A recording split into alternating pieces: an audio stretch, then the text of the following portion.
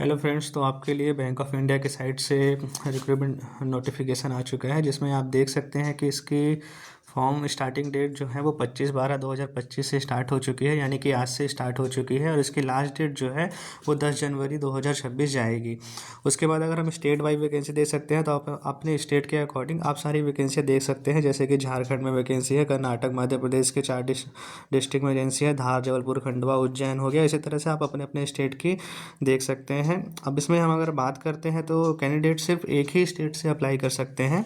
उसके लिए आप अगर मल्टीपल स्टेट से अप्लाई करना चाहेंगे तो आप नहीं कर पाएंगे। अब उसमें एलिजिबिलिटी क्राइटेरिया की अगर हम बात करें तो आपको इंडियन नागरिक होना चाहिए। उसके बाद एज लिमिट जो है वो 20 से 28 ईयर्स आपके बीच में होनी चाहिए। और डेट ऑफ बर्थ आपकी 2/12/1997 से पहले की नहीं होनी चाहिए और 1/12/2005 से बाद की नहीं होनी चाहिए। उसके बाद अगर हम एजुकेशन क्वालिफिकेशन की बात करें तो आपके पास ग्रेजुएट डिग्री होनी चाहिए, बट उस पर भी एक कंडीशन है। ग्रेजुएट डिग्री जो है वो आपकी 1 अप्रैल 2021 से पहले की नहीं होनी चाहिए और 1 दिसंबर 2025 के बाद की नहीं होनी चाहिए। मतलब कि आपकी जो ग्रेजुएट डिग्री है वो इन दोनों डेट्स के बीच में ही होनी चाहिए।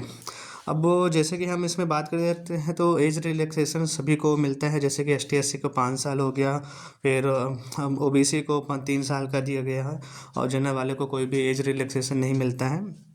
उसके बाद अगर हम इसके बात करते हैं तो एग्ज़ाम फॉर्म की, तो एग्ज़ाम फॉर्म इसकी समथिंग 800 रुपये समथिंग है, जो मैं आपको दिखला देता हूँ। एक सेकंड, अब PDF में ही था इसी में।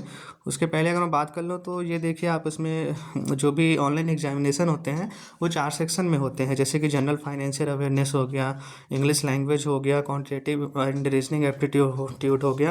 अब इसमें ध्यान देने वाली बात है कि इसमें क्वान्टिटेटिव और रीजनिंग दोनों एक साथ ही पूछा गया है।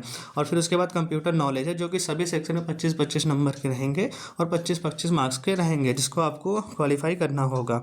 और एग्ज़ाम ड्यूरेशन जैसा कि आप देख सकते हैं कि the total duration of examination would be 90 minutes, मतलब 90 मिनट बोला जाए तो आपको 1.5 घंटे का पूरा टाइम दिया जाएगा।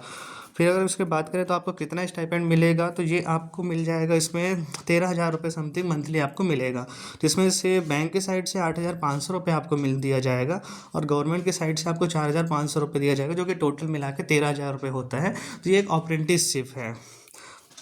फिर अगर हम इसमें बात करते हैं, जैसे कि आपको मैं दिखा देता हूँ नीचे की ओर अगर हम जाएँ तो इसमें एक सेकेंड, जी देखिए, आपको एग्ज़ाम फॉर्म में दिखा देता हूँ। तो PWBD जो कैंडिडेट होते हैं उनके लिए 400 प्लस GST है, और उसमें अदर कैंडिडेट जो हैं हमारे पास ऑल कैंडिडेट, उनकी 800 रुपये है और प्लस GST अलग से रहेगी। और ST SC वालों के लिए 600 रुपये समथिंग इसकी फ़ीस रहेगी।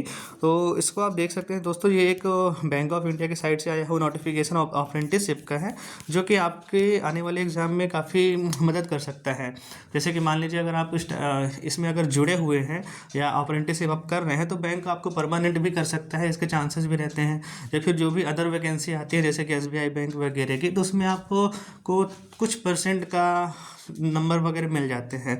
तो मैं तो कहूँगा कि आप इसके लिए एलिजिबल अगर हैं, आपके पास सारी योग्यताएं हैं, तो आप अच्छे तरीके से ध्यान दीजिए और इसको एग्ज़ाम क्रैक कीजिए और ज्वाइन कर लीजिए।